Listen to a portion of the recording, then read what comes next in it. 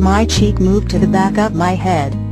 We gradually pivoted towards each other as our grips tightened, and we deepened this kiss, tilting our heads in opposite directions, to plunge deeper into each other's mouths.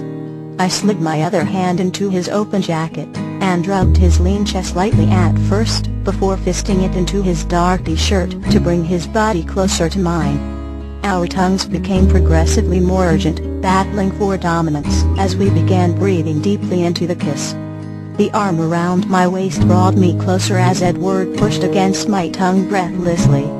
In a decision to utilize one of my newfound discoveries, I slid my hand into his hair and made a fist around all of the messy locks, pulling in the process as I moved my tongue against his. I fought back a whimper when he groaned loudly into my mouth, pressing my waist closer to his and pivoting towards me even more. The hand he had tangled in my hair slowly slid down to my shoulder, rubbing my upper arm slowly as it eased down towards my elbow. I leaned further into his body as I fought against his tongue breathlessly, nearly panting into his mouth.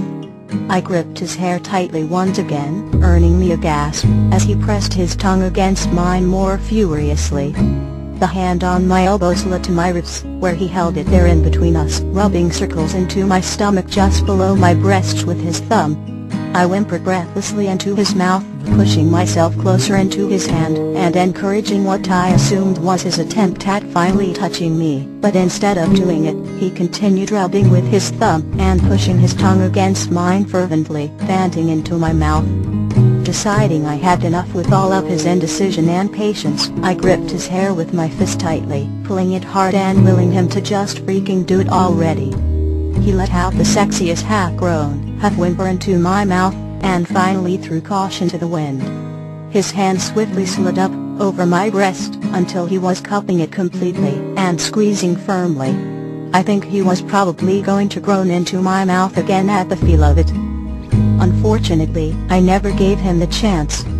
Because when his large hand enveloped my breast, and squeezed, I got an irrational surge of panic that constricted my chest, and made me lurch away from him, gasping for air with the slightest tremble. His eyes shot open as I yanked myself away, leaving his hand partially suspended in the air, where it had just been covering my breast. I stared at him wide-eyed in confusion as I gasped for air in front of him. He dropped his hand as the expression on his face became horrified. Holy fuck, Bella. I'm so sorry. He panted hastily, shaking his head, as his wide green eyes looked at me in concern. I shook my head and fought harder against the wave of panic tightening my chest. In an attempt to abate it, I leaned back, and hugged my knees to my chest, lowering my head, in between them and breathing deeply. I counted to 50 in my head as I rocked slowly back and forth, willing the panic to go away. I never got a flash or a vision, just the unnerving feeling of defenselessness. Completely irrational and so stupid and frustrating it made me want to cry. It didn't take long to return to normal, and it wasn't really a normal emotional breakdown.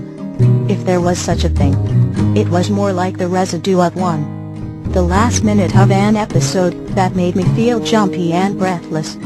I lifted my head to finally look at Edward where he sat in front of me, looking like he was afraid to touch me at all. This just made me even more aggravated. His apologetic green eyes bore into mine remorsefully. I'm sorry, I should have fucking warned you, or something. He said regretfully, shaking his head at himself. I huffed at him and lowered my legs to sit Indian style and pick at the grass. I knew what was happening. Edward. I rolled my eyes, pulling the grass angrily while I furrowed my brows. I wanted it to happen. I paused as the frustration swelled inside of me and made me yank the blades of grass out of the ground. It's just my stupid brain. I growled through clenched teeth, and blinking back the tears of frustration that were threatening to push behind my eyelids. Edward's face fell even further, as he finally realized what I was talking about. He frowned at me before he got an odd flash of anger in his eyes. Did he do that to you? He asked in a frighteningly calm and low whisper. It took me a moment to figure out who he was even talking about. and when the realization hit me that he thought that Phil had done that, I shook my head furiously. "No!" I exclaimed vehemently, unable to let him think that anyone had ever soiled me like that. "Nothing like that happened, I swear it," I said, truthfully and pleading for his belief. Phil threatened to do plenty of things to me, and he occasionally backed them up with intentionally suggestive gestures, but he never made good on his promises to take the torture even further. Either because he didn't have the chance to, or because it was never his intention, I'll never know. But something made the agonizing physical pain he inflicted on me good enough to sate him. Edward looked immensely relieved by my denial as he leaned back against the tree with a deep breath.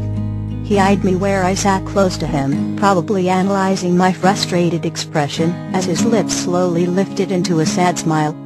"Don't be so upset," he pleaded softly, lifting a hand to mine, where it lay on the grass, and caressing it soothingly. His touch was fine, as he stroked the back of my hand with his current of electricity. It just confused and frustrated me even more. "I'm sure that kind of shit even happens to normal girls when they get touched like that for the first time." All of the air escaped my lungs in a painful gust, as his words hit me like a slap in the face. I stared at his confused green eyes, feeling hurt, before I eventually pushed it away. A hollow humorless chuckle escaped my lips as I fought back the tears that the truth of his words brought. "Right." I nodded in agreement, shifting my gaze away from his to the meadow, and feeling more bitter and frustrated by the second. Normal girls